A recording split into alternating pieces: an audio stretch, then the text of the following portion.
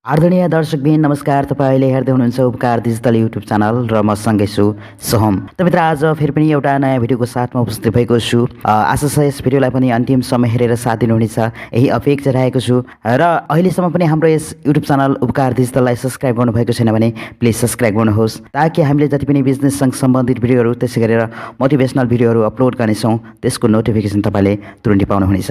त मित्र, लागु आजको सामग्रीतर्फ।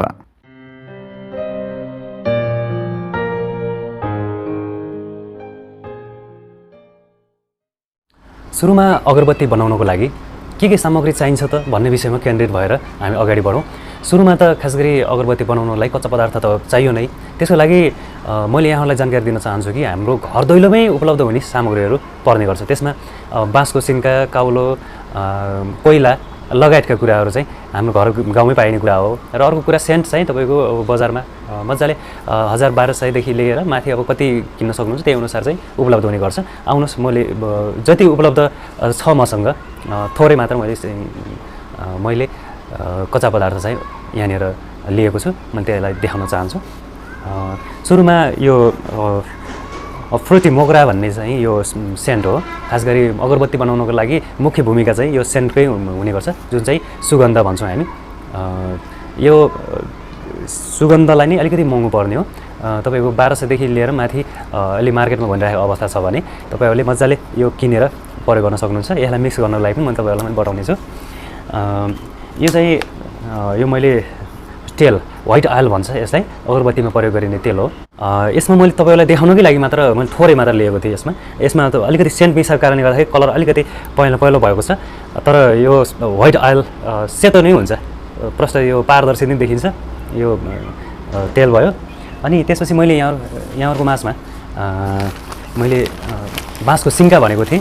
त्यो सिन्का चाहिँ तपाईँहरूले घरमै पनि बनाउन सक्नुहुन्छ, तर मैले बजारबाट खरिद गरेर लगभग आधी केजी जति मैले लिएको थिएँ। यो मेसिनले बनाएको थिएँ दर्शकबिन। यो मेसिनले बनाएको कारणले गर्दाखेरि यो चाहिँ अलिकति चिल्लो छ। यो यही अनुसार हामीले घरमा पनि मजाले चक्कुले अथवा हँसिया जुनसुकै कुराहरू धारिलो चिज प्रयोग गरेर चाहिँ हामी मजाले बनाउन सक्छौँ। यसरी लिँदाखेरि पत्रिकामा तेरेर लिएको थिएँ, यसरी चाहिँ लिएको छु। अनि अब रह्यो अब काउलो हाम्रो घर गाउँमा पाइने कुरा हो, तर तराईमा पाइँदैन। यो पहाडी भेगमा खास गरी अलिकति पहाडका जङ्गलहरूमा पाइन्छ। काउलो पनि 2 किसिमको हुने गर्छ होइन। काउलो एउटा भाते काउलो भनेर भन्छ हाम्रो गाउँठाउँमा। अलिकति बाक्लो बोक्रा भएको काउलो चाहिँ यसमा प्रयोग गर्ने गर्छ। घर गाउँमा रोटीहरू बनाउनु पऱ्यो भने पनि काउलो म्याक्सिमम प्रयोग गरेको देखिन्छ।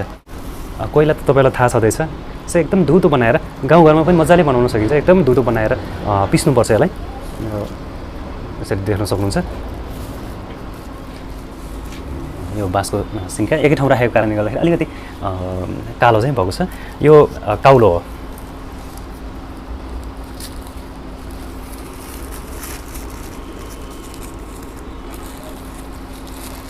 काउलो बजारमा हामीले खरिद गर्दाखेरि करिब 180 देखि 210 सम्म चाहिँ उपलब्ध भएको थियो।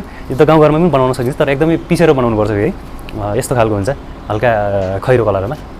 यो काठको बोक्राबाट बनाउने कुरा हो। यो एकदम चिप्लो हुन्छ। एक ठाउँ कोइलाहरूलाई चाहिँ धुलो पारिसकेपछि एक ठाउँ जमाउनको लागि यसले ठुलो सहयोग गर्ने गर्छ।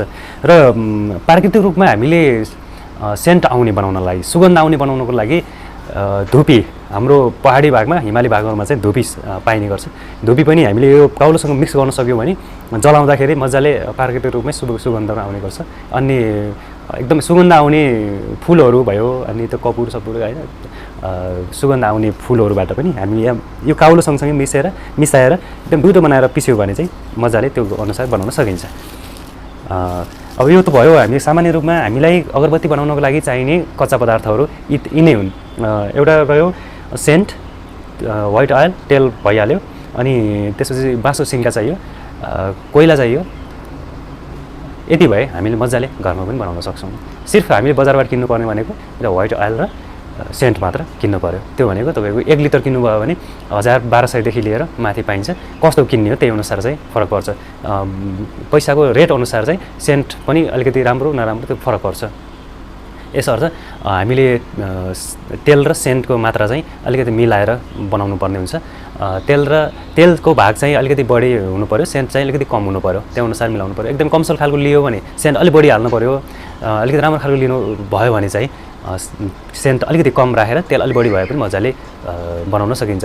तर तेलको काम चाहिँ हाम्रो अगरबत्ती बनिसके पछाडि सेन्टलाई लामो समयसम्म चाहिँ टाँसेर रहिराख्नको लागि चाहिँ तेलले मद्दत गर्छ। अनि यति नै हो भने हामीलाई चाहिने कच्चा पदार्थहरू घर गाउँमै पनि बनाउन सकिने। अब चाहिँ यसलाई कसरी बनाउने भन्नेतर्फ लागौँ।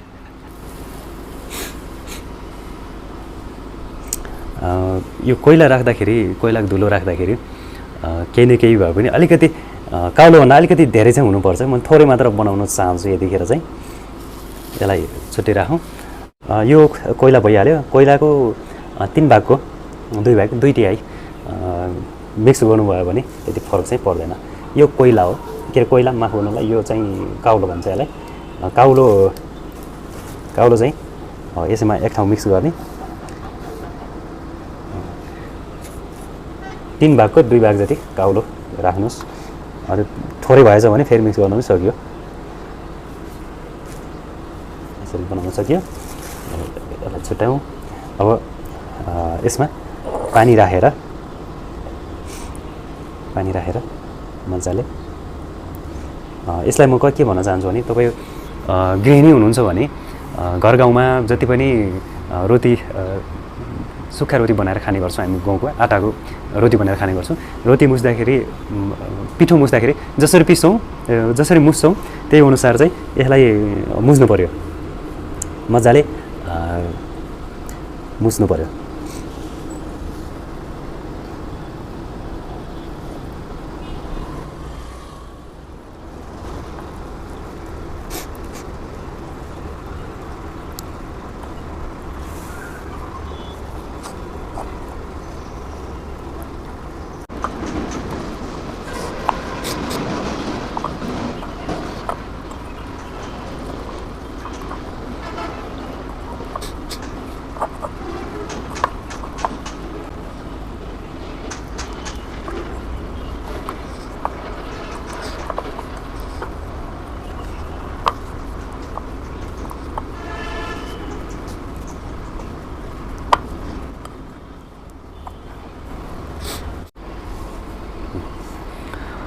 हामीले घरमा जसरी रोटी बनाउँदाखेरि, गहुँको आटाको रोटी बनाउँदाखेरि एकदमै बेलेर मजाले चाहिँ माडेर चाहिँ बनाउँछौँ, त्यही अनुसार चाहिँ बनाउनु पर्ने हुन्छ। मुसिसके पछाडि यस्तो बन्छ।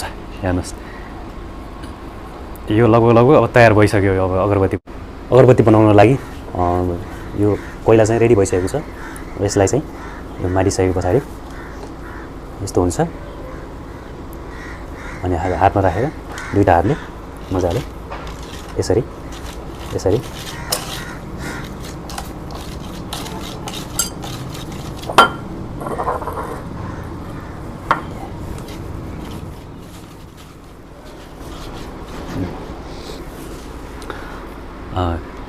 अगरबत्ती यस्तो भएको छ। कम्तीमा पनि 1 इन्च जति, यसलाई 1 इन्च जति तपाईहरूले छोड्नुपर्ने हुन्छ। अगरबत्ती यसरी भएको छ। यसलाई तपाईहरूले छायामा सुकाउनु पर्ने हुन्छ, प्रत्यक्ष घाममा नराख्ने। यसलाई अब हामीले बनाइसके पछाडि यसरी राख्नुहोस्। त्यसपछि अर्को बनाउन सुरु गरिहाल्नु। सुरुमा अलिकति ढिलो हुनसक्छ, तर बिस्तारै बिस्तारै छिटो बनाउन सकिन्छ।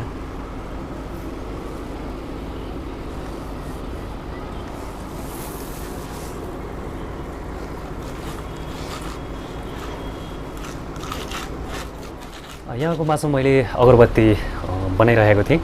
खास गरी मैले यहाँलाई देखाउनको लागि मात्र कसरी बनाइन्छ भन्ने कुरा देखाउनको लागि मैले गरिरहेको थिएँ। वास्तवमा एकदम सजिलो विधिबाट घरमै बनाउन सकिन्छ यसलाई। तपाईहरूले मजाले मैले भनेअनुसार चाहिँ बनाउनु भयो भने त्यति धेरै परिश्रम पनि गर्नु पर्दैन, धेरै लगानी गर्नु पनि पर्दैन।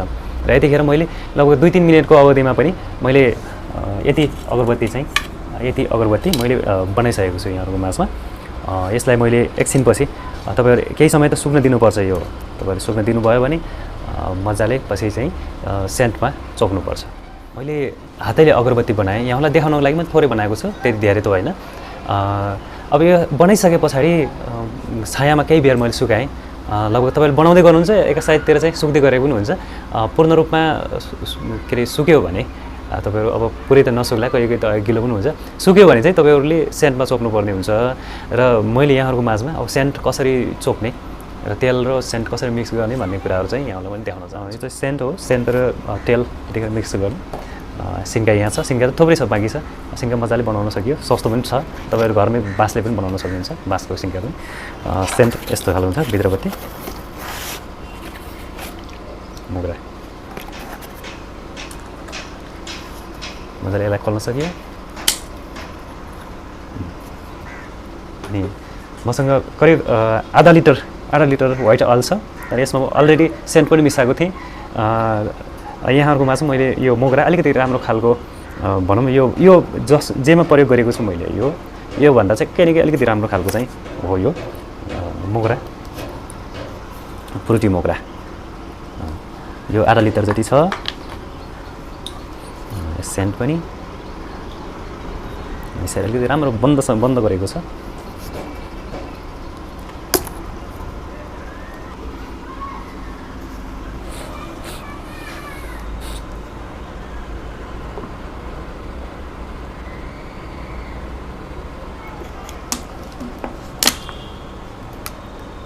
कलर छुट्टै भयो।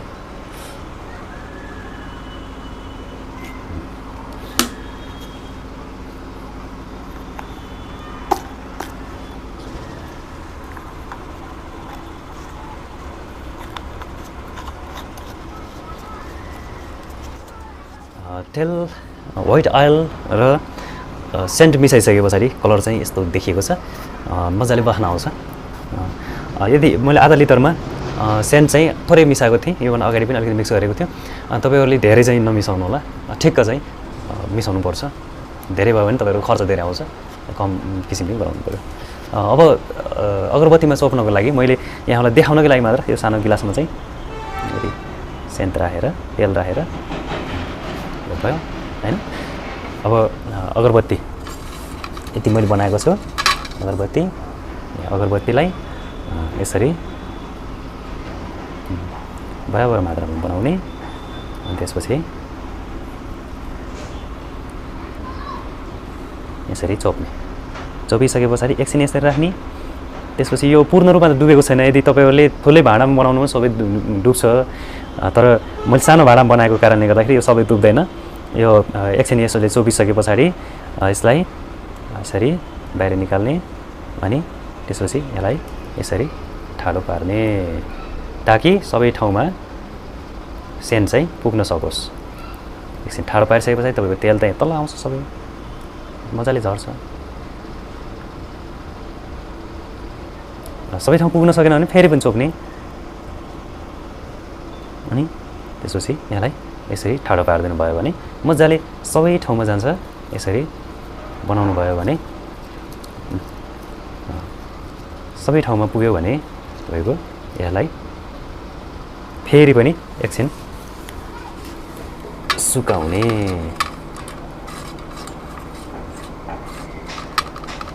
अहिलेसम्म मैले अगरबत्ती बनाउने प्रोसेसिङको बारेमा चाहिँ भनिरहेको थिएँ। सामान्य रूपमा हामीले घरेलु तरिकाले घरमै बसेर सानो लगानीबाट कसरी अगरबत्ती बनाउने र बजारमा जानुपर्ने बाध्यताबाट हामी कसरी छुटकारा पाउने भन्ने विषयमा म केन्द्रित भएको थिएँ। मैले कच्चा पदार्थहरूदेखि लिएर कच्चा पदार्थ मिक्स गर्ने, त्यसपछि अगरबत्ती बनाउने कोइलाहरू कसरी मिक्स गर्ने भन्ने विषयमा केन्द्रित भएर अन्तिममा अगरबत्ती बनाइसके पछाडि तेल र सेन्टमा कसरी चोप्ने भन्ने विषयमा चाहिँ मैले केन्द्रित भएर गरेँ। अब चाहिँ तपाईँहरूले मजाले बनाउन सक्नुहुन्छ। तेल र सेन्ट चोपिसके पछाडि त्यसलाई एकछिन राखिदिनुहोस्, त्यसपछि प्याक गरे पुग्छ। यति भए मजाले अगरबत्ती बाल्नको लागि तयार भइसकेको छ। आदरणीय दर्शकवृन्द, यतिखेरसम्म हेरेर सुनेर साथ दिनुभयो। यदि तपाईँहरू जहाँ कहीँ हुनुहुन्छ, जस्तो ठाउँमा हुनुहुन्छ, यदि तपाईँहरू बनाउन चाहनुहुन्छ भने तपाईँहरूको घर गाउँमा काउलो यदि पाइन्छ भने ठिक छ, पाइन्न भने पनि बजारमा पाइन्छ। तपाईँले मुख्य रूपमा किन्नुपर्ने भनेको तेल र सेन्ट, व्हाइट अयल र सेन्ट किन्नुपर्ने हुन्छ। सुगन्ध जुनसुकै कुराहरूमा पनि अब एउटा महत्त्वपूर्ण चिज भनेको चाहिँ केही न केही हुन्थ्यो भने अगरबत्तीमा पनि यो तेल सेन्ट भइहाल्यो। यदि तपाईँहरू बनाउन चाहनुहुन्छ भने बजारमा जहाँकै त पाइँदैन, अगरबत्ती उद्योगहरू सञ्चालित भएको ठाउँमा कुनै पनि ठाउँमा पूजा सामग्री केन्द्रहरूमा मजाले पाउँछ। यदि तपाईँहरूले त्यहाँ पाउनु भएन भने हामीले डिस्क्रिप्सनमा यी कुराहरू उल्लेख गर्नेछौँ। तपाईँहरूलाई हाम्रो फोन नम्बर उपलब्ध गराउनेछौँ। त्यसबाट पनि तपाईँहरूले सम्पर्क गरेर र मेटेरियलहरू मगाउन सक्नुहुन्छ। हामीले तपाईँहरूलाई सहयोग गर्न सधैँभरि तत्पर रहनेछौँ। आगामी दिनमा पनि यहाँहरूले हामीलाई साथ सपोर्ट गर्नुभयो भने पक्कै पनि यस्तै नयाँ नयाँ भिडियोहरू हामी लिएर आउनेछौँ। त्यतिन्जेलसम्म हामीलाई र हाम्रो च्यानलबाट आउने अन्य भिडियोहरूलाई हेर्न नछुटाउनुहोला र सब्सक्राइब गर्न पनि नभुल्नुहोला भन्दै यतिखेरसम्म हेरेर साथ दिनुभयो यहाँलाई धेरै धेरै धन्यवाद भन्दै क्यामेराको लागि सम्पूर्णलाई पनि धेरै धेरै धन्यवाद दिँदै म पनि बिदा हुन चाहन्छु। हस् त, नमस्ते।